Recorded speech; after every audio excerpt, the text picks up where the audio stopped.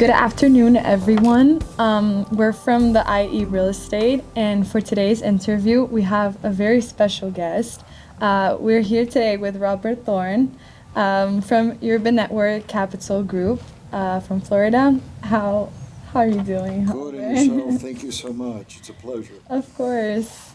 Well, to start off today with our interview, we would like to ask you, what does real estate mean to you? Real estate. Real estate means prosperity. And I know someone here is from the School of Architecture, so it means beautifying. And then, beautifying the environment. And you're working with the environment. You're working with a lot of things, but beautifying the community, let's say, if you want to look at it that way, if you look at the architecture part, and incredible economical benefit. Make a lot of money. And I mean, you've been doing this for over 20 years now.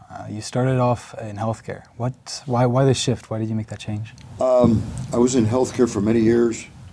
We took a company public back in '97. And then being an entrepreneur, which is an advice I'll give you. If you're an entrepreneur, it's very hard to work for a public entity. It's just like night and day. Entrepreneurs, do things the way they want to and how they want to, and that's it. When you're working for a public entity, you have rules, you have guidelines, you have structure that are great. I mean, it's what's made the world great. But it's very hard. So I stayed for 3 years, almost 3 years. 2 years for SEC reasons because I'm SEC certified, and then after that, I decided that it was best that I took my talent and I went elsewhere. I left, cashed out, because if I'm no longer in the process, I don't need to be involved economically or anything like that. And I had a buddy of mine that was developing, and he needed some capital. And he said, look, why don't you, I trusted the guy, I knew him for years. He says, why don't you, would you like to invest in a project? And I said, sure, I'll do it. But I'm a very hands-on person. So I said, I'll get involved. I'm just on the sideline. But the sideline became being part of the organization, and I liked it, and then I started developing. We did what we call spec homes, very high end, everything. And back time, that was in the year 2000, more homes that started at $5 million and up. The bigger the price tag, the bigger the price tag, the bigger the profits. But the good thing about it is that the bigger span you have to either absorb or adjust to the market or make mistakes. Okay. So we were doing those kind of homes, and we're doing probably about $100 million worth of homes at one time.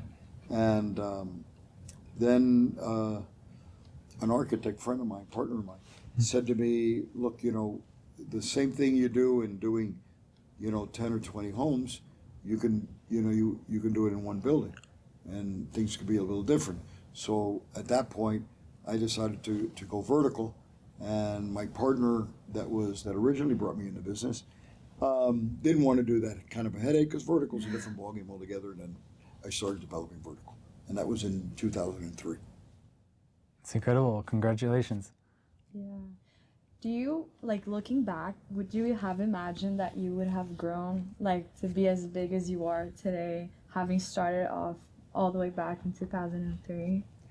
No, not even, it's not even the size, it's the challenges. I would have never, I'm doing a project in Orlando. It's 1,000 units horizontal. There's there's 2 vertical buildings, but they're only 6 stories.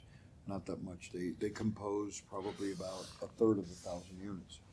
And when I undertook that challenge, I had no idea what it was going to be. What I've known, probably I would have done it. Okay, but no,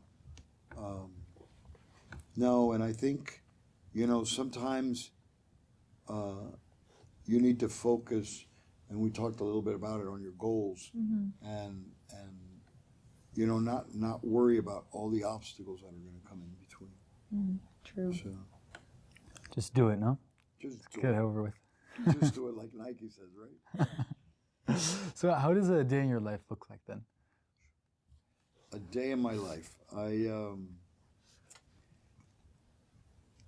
I wake up at 6:30 in the morning. I take my daughter to school every day. She's 9 years old. I have three older kids, which one of them works for me. He's an engineer and he runs one of my projects. The other two, no, they're not. They're not involved. I was involved in their life. There's an old saying, what's more, quality time or quantity time? I gave him quality. I gave him quantity. I didn't give him as much quality. I had one son of mine once. I was taking him to school, and I gave him the time. I took him to school. I took him the hour to school, but I was on the phone the whole time. And he's a very bright kid. I'm very proud of him. He's a Georgetown grad. And he stopped me on the way. He says, "Stop." I said, "What?" He says, "If you're going to be on the phone while you're taking me to school, don't take me to school." Okay. So I take my daughter to school. I learn from those things, and I take her, and I am uninterrupted with her for that period of time. I take her every day to school, no matter what. It's got to be, it's got to be very simple. No matter what time I am in the world, whatever what zone I am, we go through a ritual. I give her motivation in the morning. I tell her I'm great. She repeats it after me. I'm the best. I'm this and that. And then we have a prayer, and then I sing her a small song right before I drop her off. And that song is very special to her.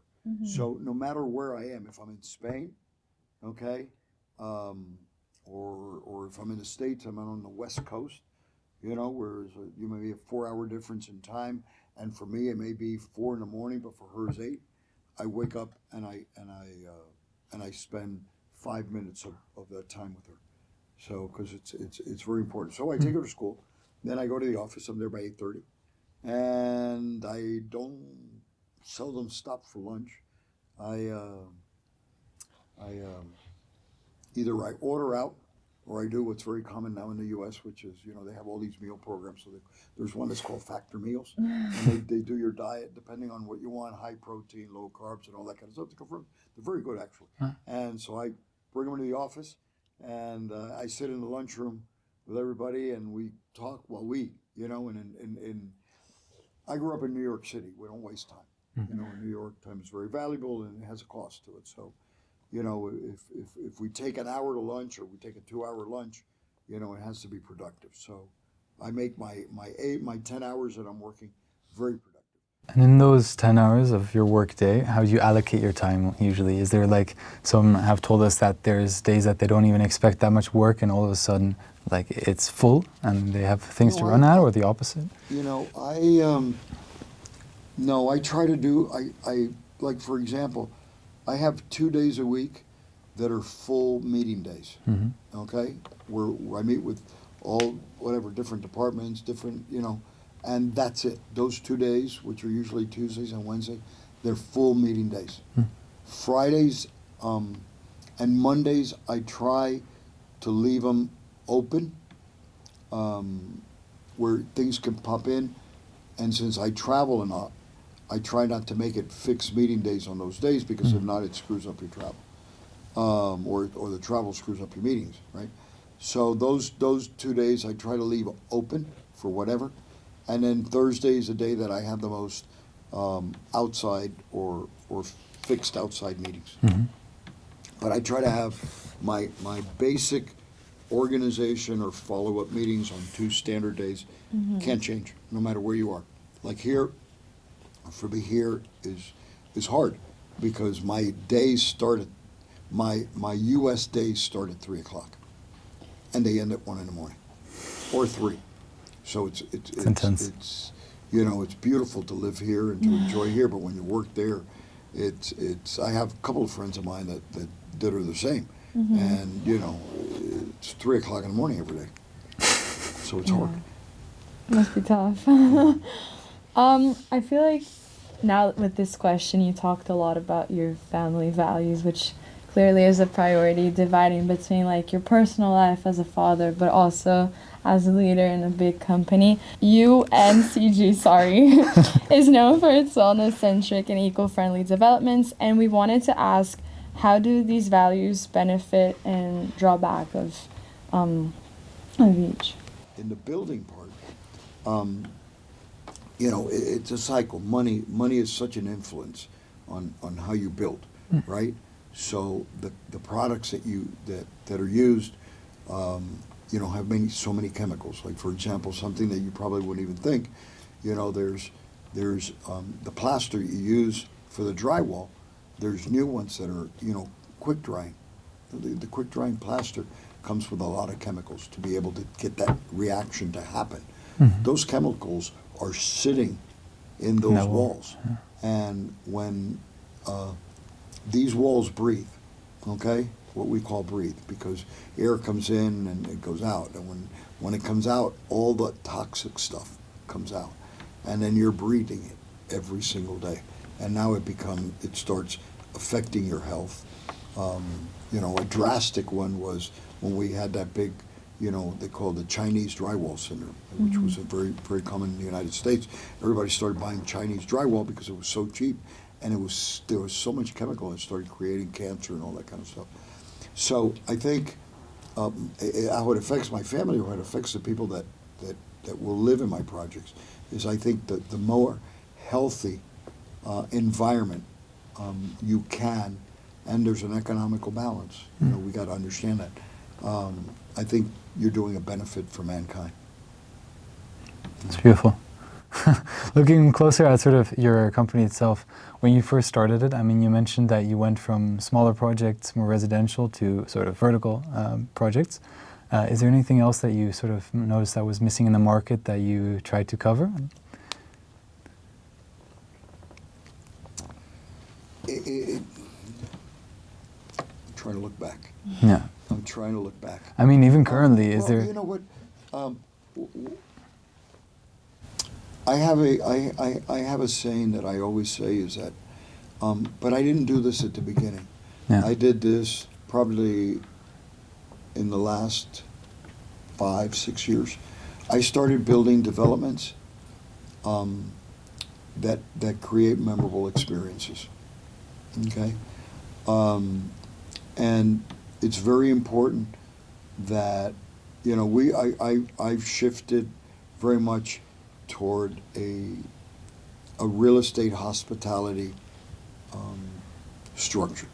Okay, basically everything we do now is we build hospitality projects, hotels. We have a big deal. We signed a big contract with Malia for in the first 4 years to do 1,000 units, 1,000 keys, and then go on. And then we've done other stuff with Elle and all that kind of stuff. But they're hospitality projects. So what we do now is we mix finance, real estate, and hospitality. We build buildings that the units itself, the hotel rooms or the apartments or whatever, where people stay, okay? We sell them to funds, to family offices, to individuals that want to invest, okay?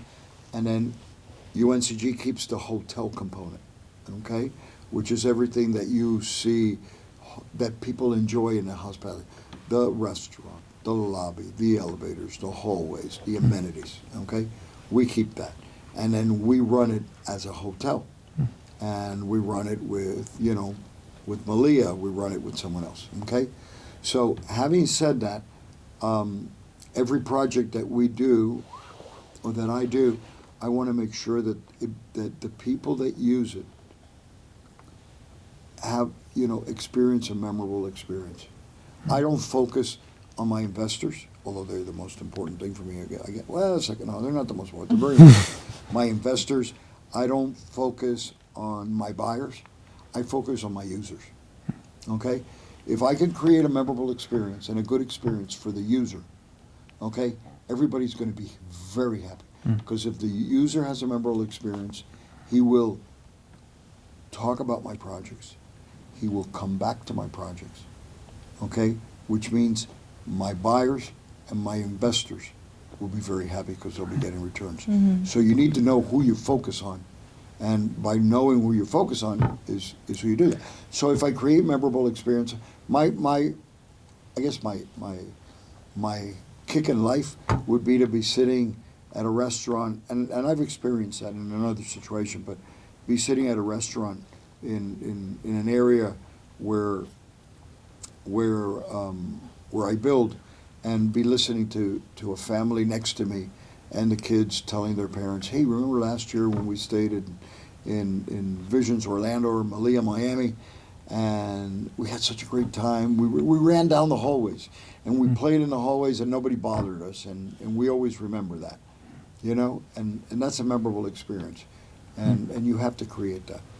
I mean, talk about like the end user and also focusing more on well-being for both, I mean, hotels, residences, whatever, is becoming increasingly important now. How does kind of amenities play into that? How do amenities help shape kind of the element of well-being within a living situation? Depending on the project, okay, and you have to be very conscious on. You have to look at the future of your project, okay? So you have to do the amenities as, you know, before. Give you an example. 5 years ago, a business center was probably one of the most important parts of a hotel. Today, business centers are gone. Okay, business centers are totally gone. Where's your business center? Your business, you in architecture. You know, you want to talk about architecture. When you're doing the lobby of a hotel, you don't just do a lobby and then you do a restaurant, okay? Sure. The lobby and now the whole ground floor mixed together. They're part of one thing. They may serve different purposes, but they're one thing connected. You don't ever have that now divided wall between the restaurant and the lobby. Yeah. And your business center becomes your lobby, becomes your restaurant. So More with informal in a way, no? technology today, you sit at a table, and it's great because then it increases the consumption for the hotel, you know, or for the restaurant. Before, you had people working at a business center, and what did they do? They drank coffee, okay?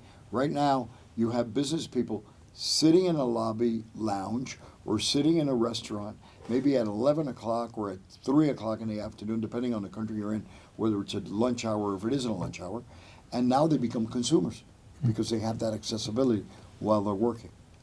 So you have to look at the amenities depending on how. But in let's use Orlando, for example. I'll tell you Orlando, Miami. Miami, for example. The Miami Malia, we don't have a business center. We had a business center 3 years ago when we designed the project, and about 6 months ago we took it away, you know, and we made this blend. But in Miami, you look at what are the amenities that are important depending on the project, on where the location. Our project in Miami, our Malia Miami is downtown, is in Brickell, okay, which is like the financial area of Miami. So you may have families going there because we have large units, we have 1 bedrooms or suites, you know, that are there for families. But we know that probably 70% of the users are going to be business people. So we look at what are the amenities that business people are going to be looking for. A great restaurant, a great place to work, a good gym, okay, a pool for them to relax, and proximity to everything else around it. Okay, so we're a block away from the Metro Rail. We offer transportation to and from the airport, because it's very important, because it's a business traveler. So those are the kind of amenities that and service, and service for them while they're there. All right. Now, if you flip Orlando, okay, where it's a 70, the other end, okay, because Orlando has a lot of convention business, okay, but 70% is family tourism. Now you have to have amenities for kids, so you have to have water parks. Okay, you have to have, one of the things that we're doing, that we're innovating. I mean, I'm doing the very first with Malia, the very first all-inclusive hotel in the United States. It's going to be in Orlando, and it's going to be in Orlando. It's going to be the very first all-inclusive for Malia as well in the States. But we figured out a way of how to do it so that it becomes economically feasible for the project, and that's an amenity, because we have to look at that. Traveling and vacation has become so expensive that families, families sometimes go in debt to go on vacation. So if we can provide an amenity that's going to reduce them, the same thing. If you're doing a water park within your development, it helps contain the people there, the kids there, which reduces the cost of going elsewhere. Okay, so amenities are very important, but you need to read what your public really is asking for. You can't just do amenities. You know, we're doing kids centers so that the parents now can go and enjoy by themselves the city, leaving the kids in a kids center where there's all kinds of amenities for them. So, but they're very, very important, but you got to focus on what the market takes. It's about the end user and also being flexible, The no? end users, yeah. You got to see what is it that the end user is looking for, and then you give them, then you do that. What does an ideal candidate look for you? When you're looking for someone, what would an ideal, like good, strong person look like to you? Interesting. So I'm looking at 2 international candidates that went internship in Miami. One of them is a girl from Spain that lives in Paris, and another one is someone from England. But one of the things that I like a lot is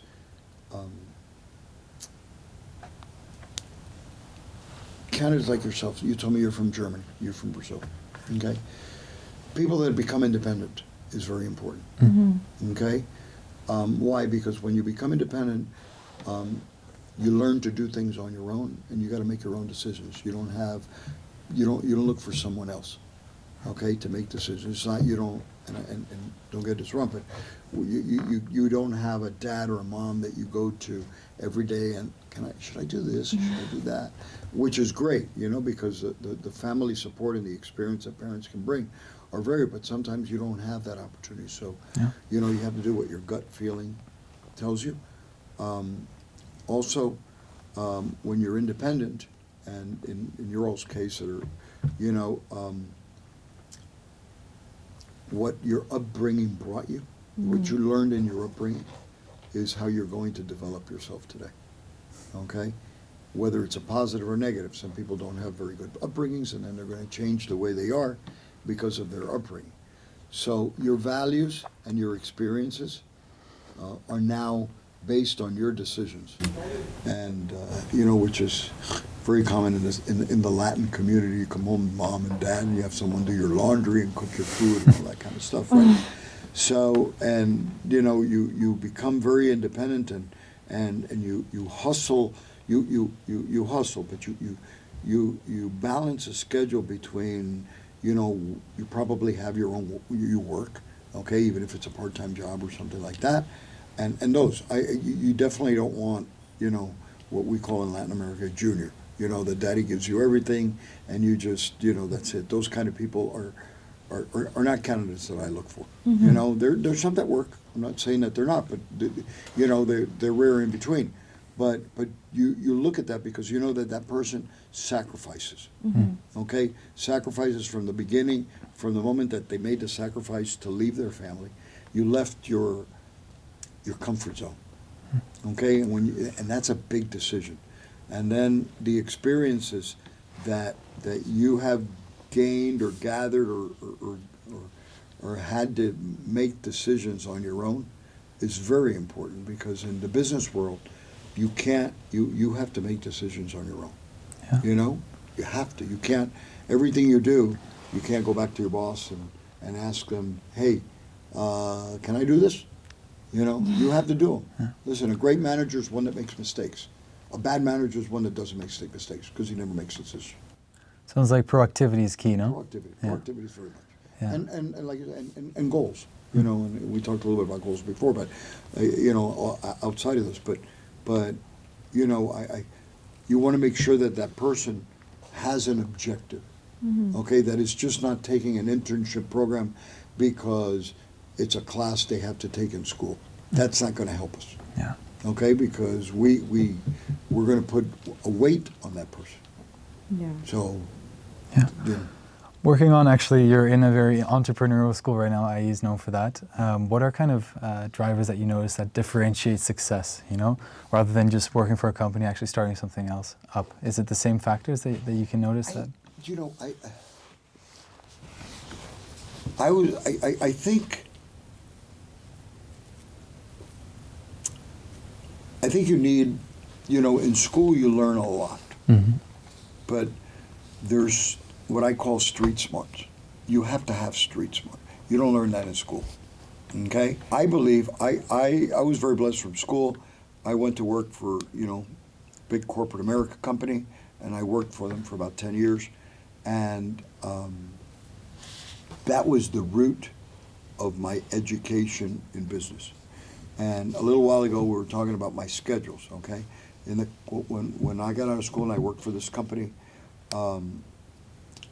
on Tuesdays we had our management meetings. And today, I still have all my meetings on Tuesdays. It just stayed in my mind. Tuesdays are days for management. So you learn. Listen, I don't think that there's anything wrong with people being entrepreneurs and walking out of here and doing a startup. God bless them. But I do believe, and I think it was a blessing for me, to be able to go out of school, work for a company for 4 or 5 years, learned everything. Company politics. Challenges, sacrifices. Law students do that a lot. Okay, a law student, their best education is still go work for a big firm that they make you work 24 hours a day, 7 days a week, or accounting firms. And then you go and you open up your own firm. Okay? Because you have to understand the sacrifices that you have to make in life, because those sacrifices you're going to have to make them when you're on your own. Yeah. So that's very important. Being able to set your culture before you go on your own. That's great. But then go on your own. I believe in going on my own. I think this is a good time to ask, because you said a lot of interesting things about experience, about growth, even personal growth. What is like a piece of advice you would give to someone right now, let's say starting? That don't sacrifice your values. Always know that, I guess I'm going to use something harsh, but someone's always going to get hurt along the line. Okay? Some people win, some people lose. But always do what's right. Always do what's right. Sometimes I have problems doing deals because I like to put myself in the other person's shoes. Okay? And then sometimes the other person doesn't do the same. So you get frustrated. Okay? But at the end of the day, whether the deal happens, whether or not, you can go to bed. And what's important is when you lay, when you're all by yourself, and you put your head on your pillow, you have to close your eyes and you have to know that you did well and you did right. Okay? There's sacrifices that you're going to make. You have to take care of yourself. You have to take care of your family, and your family is your business. Okay? You can't forget that all the employees that work for you are like your family. You're very responsible for every single one of them, because probably the majority of the employees that work for you depend on their paycheck from paycheck to paycheck. So whatever decision you make in your business is going to affect them. Okay? So you have to always, think of your employees as your extended family, like if they're your kids or your brothers, actually your kids. You have to just feel good about yourself. You can make money and still do the right thing. You can make money and still do the right thing without hurting people. Right. But go with your gut feeling. I think that's one of the things. We talked before this, and you were in real. If you want to pinpoint this to real estate, is you got to go with your gut feeling. I'll go look at a piece of property, and if I feel it, I'll make it happen. No matter what the numbers. Numbers Excel sheets are all, can be manipulated the way you want to the outcome that you want, okay? And so many things can happen even if the Excel sheet is perfect. You gotta go with your gut feeling. If you know something works, if you go interview for a job and you walk in and you say, this is where I wanna work, okay? Go with that gut feeling, okay? If you're gonna work with a developer and you're gonna design a building and you feel good about it, then you do it. Because that's what's gonna make successful along the way. Great. Thank you. You actually opened a office in Madrid recently, like Yes. a couple months ago. What is the main motivation behind that one? The office in Madrid was, I love Madrid. Yeah. And I come here a lot. Now I'm only allowed to spend 142 days a year here so that I don't get close to the guidelines so that they don't make me pay, the taxes that you have to pay here in Madrid, in Spain, right? So, I mix business and my personal life in every way possible. So I said, okay, I like living here. And this is how it all started, and thank God it went well. I like living here, but how can I make it economically benefit? So I said, well, I like living here. I like coming here. So if I open up an office, it'll be a tax write-off, okay? Because I'm going to be doing business. My whole life is business. So all my friends are business associates. They're either partners, or they're investors, or they're clients, or they're contractors, or something like that. They all are. Uh-huh. So I know I'm going to enjoy, I'm going to be doing business here. So I said, well, in order to be able to write my whole life in Madrid off, except for whatever personal things I do, I'll have to open up an office. So I said, I'll open up an office, and it becomes economically beneficial. So I opened up an office, and it so happened to be, I didn't look at the statistics or any of that kind of stuff, that, Spaniards are very interested in investing in the U.S. or investing outside of Spain. So it has been very successful. Actually, we opened up the office, and in the first month that we opened up the office, as it was the most successful out of the whole company in sales. So we sold more in Madrid than we sold in the Orlando office or in the Miami office or in the Mexico office, dollar-wise. In the first, I think they were lucky. No, they worked hard in it, and so that's the reason why we opened up the Madrid office, and it's great. You have offices in Miami, in Spain now, in Madrid, and in Mexico. Where do you see the company in 5 years? What are your plans? Yeah, and I guess that goes back to what we talked earlier. Would I do something in Madrid? Yes, I will do something in Madrid. I have to find the right partner, because